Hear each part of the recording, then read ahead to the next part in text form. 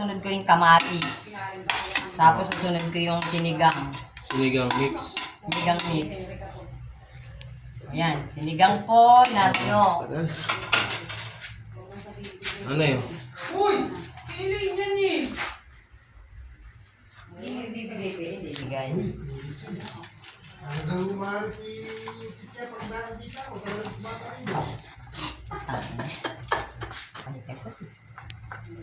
Okay na yan, ah? Hindi pa luto ata yung gulay na yun. Hindi pa. Para lasan-lasa na agad. Titikman ko muna, sayang. Ang laki ng ano, mix yun. Tikman natin. Ito po.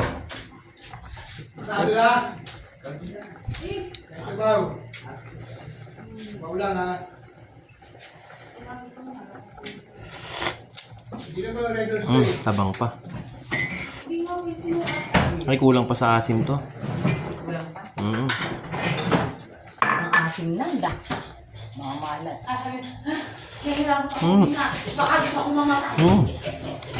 Sarap. Ayos na. Ayos na yung lasa na eh. Saka, Ha? Ha? Nakatatay mo na lahat. Luto na na eh. Okay na, okay na.